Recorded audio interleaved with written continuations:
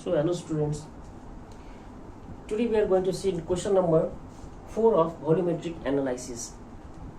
देखिए इस क्वेश्चन में क्या बताया गया है, 0.8 gram of a divalent metal was dissolved in 100 cc of 1.8 NaCl and solution was diluted to 200 cc. देखिए कुछ ये क्वेश्चन पिछले क्वेश्चन जैसे ही है, कुछ बहु तो नहीं है, कुछ फर्क है इसमें, ठीक है। लेकिन प्रोसेस जो है उसी तरह से किया जाएगा जैसे हम लोग लास्ट वीडियो में हम लोग किए थे। इसे क्या बताया, देखिए 0.8 ग्राम डाइवैलेंट मेटल है, उसको 100 सीसी में डाला गया। देखिए मान लेते हैं हम लोग एक वॉल्यूमेट्रिक फ्लैश बना रहे हैं, ठीक है। तो ये वॉल्यूमेट्रिक फ्लैश में मान लीजिए ये 100 सीसी बताया गया ना, यहाँ पे 100 सीसी ऑफ 1.8 N है, ठीक है। क्या तो HCl दिया गया है। अब इसी को देखिए यहाँ पे सॉल्यूशन वाज डाइल्यूटेड टू 200, मतलब पहले क्या किया गया 0.8 ग्राम, इसी में क्या किया गया है, देखिए इसी में क्या किया गया,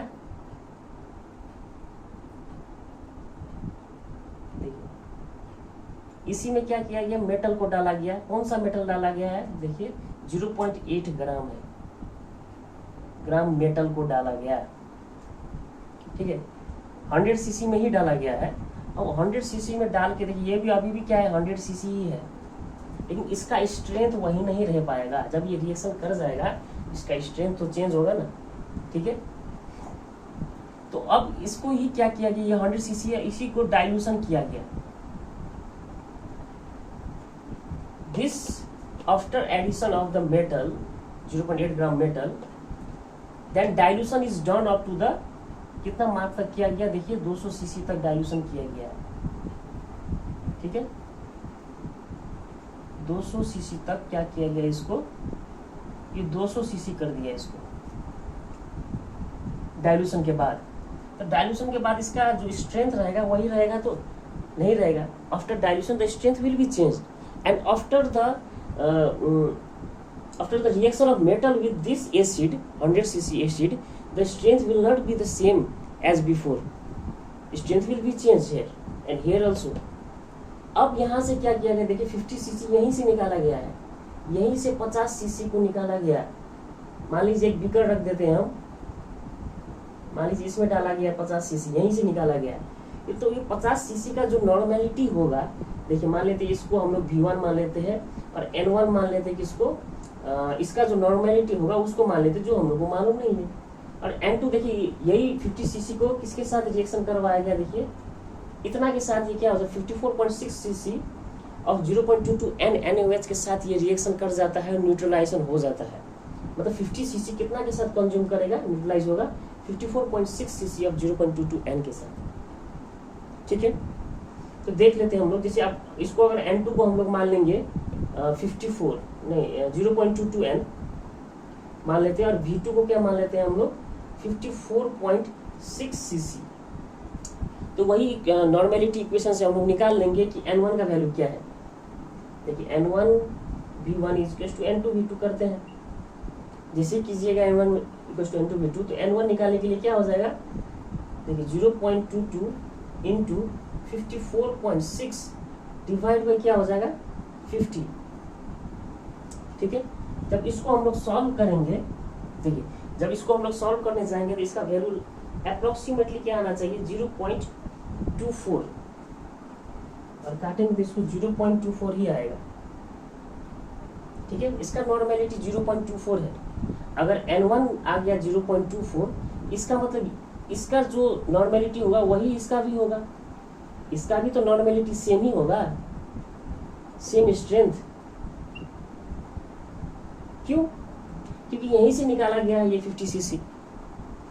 तो इसका मतलब इसका जो नॉर्मेलिटी होगा, इसको N1 N2 मान लीजिए, इसको N3 मान लेते हैं, N3 will also be equal to 0.24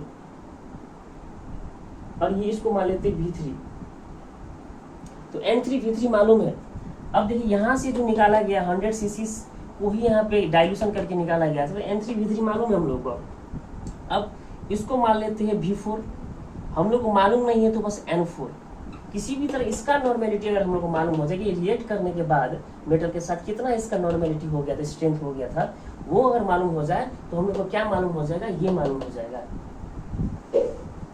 ठीक है, इसने इस यहाँ पे जो था ये एसिड, वो एसिड कितने पोर्शन के साथ ये रिएक्ट किया है, कितना वॉल्यूम कंज्यूम हुआ, नहीं इसको मेटल के साथ कितना वॉल्यूम रिएक्ट कर पाया, या तो स्ट्रेंथ कितना चेंज आ गया है, पहले 1.8 था तो अभी कितना है, वो कम से कम निकल जाएगा।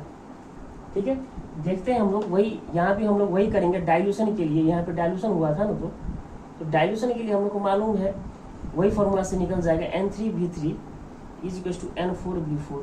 तो अगर हम लोग को N4 निकालना होगा तो देखिए this into this 200 into 0.24 divided by 100 cc करेंगे तो सीधा ये 2 से जा रहा है, तो हो जाएगा आपको 4 2 8, तो 0.48 के आसपास कुछ आएगा, 48 N आ गया।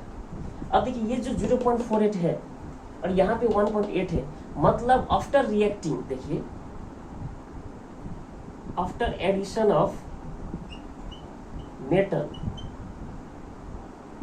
कॉन्सेंट्रेशन चेंज कितना हो गया, देखिए तो 1.84 माइनस 0.48, एक मिनट, 4 2 8 2 4 0.48, इतना कम से कम इसका जो है डिफरेंस आ रहा है। तो अगर हम लोग इसको सब्ट्रैक्ट भी करेंगे, देखिए क्या आएगा। अगर हम लोग सब्ट्रैक्ट करेंगे तो इसको क्या आ जाएगा, 14 में से 8 गया, 4 5 6, अप्रोक्सीमेटली 6 कितना आ रहा है, 48 49 50 60 70 80 34 35 36, इसके 1 पॉइंट कितना आसपास आ रहा है। ठीक है, देखिए यहाँ पे कुछ क्वेश्चन में गलत हुआ, 1.28 होगा यहाँ पे। ठीक है, यहाँ 2 छूट रहा था, 1.28 का है ये क्वेश्चन, तो 1.28 अगर यहाँ भी होगा तो डिफरेंस कितना आ रहा है, देखिए जो डिफरेंस जो आएगा ये रिएक्ट होने के बाद N4 था कितना, 0.48 हो गया, 1.28 से 0.48 चेंज हो गया। तो अगर हम लोग देखेंगे, अब इसको सब्ट्रैक्ट करेंगे तो लगभग कितना आ रहा है, 1 माइनस करेंगे तो 8 में से 8 तो ये 0 हो गया, तो 12 में से 4 तो 8 हो गया, 0.8। ठीक है, 0.8 N का फर्क आ रहा है, डिफरेंस आ रहा है, मतलब ये 0.8 N जितना, अब 0.8 N ये देखिए ये जो है ये आएगा ऑफ 100 cc है, ये 100 cc का था, देख सकते हैं। मतलब इसको हम लोग लिख सकते हैं 8 cc 80 cc ऑफ 1 N, देखिए 80 cc ऑफ 1 N लिख सकते हैं इसको हम लोग। ठीक है, 2 प्रोसेस से हम लोग निकाल सकते हैं, या तो इसी से डायरेक्ट NeV/1000 करके भी निकाल सकते हैं, या तो जैसे हम लोग लास्ट वीडियो में किए थे 80 cc ही, मतलब इसके साथ जो कंज्यूम किया होगा, मेटल के साथ जो कंज्यूम करने वाला जो वॉल्यूम है 1 N में वो रहेगा 80 cc। तो अगर 80 cc रिएक्ट कर रहा है, देखिए 80 cc of 1 N HCl reacts कर रहा है आपको 0.8 ग्राम के साथ, मेटल के साथ। ठीक है, मेटल के साथ, तो एक मिनट आप लोगों को दिख रहा है कि नहीं है,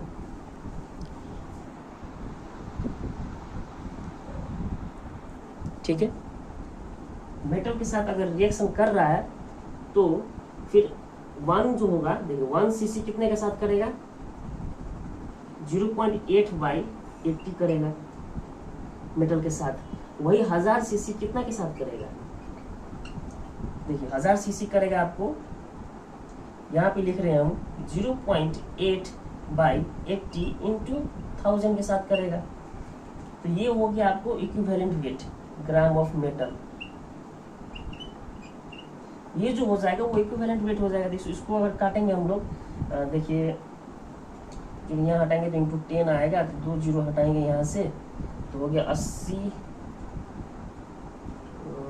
1000 हो रहा है 0.8/80, ये गया ये भी गया, 80/8 हो रहा है, 80/8 आ रहा है, मतलब 8 10 जा 80 मीन्स 10 ग्राम जो होगा वो इक्विवेलेंट वेट है। ठीक है, 10 ग्राम का इक्विवेलेंट वेट आ गया मेटल का। 10 ग्राम का क्या आ रहा है, हम लोग देख सकते हैं 10 ग्राम का जो है वो इक्विवेलेंट वेट है।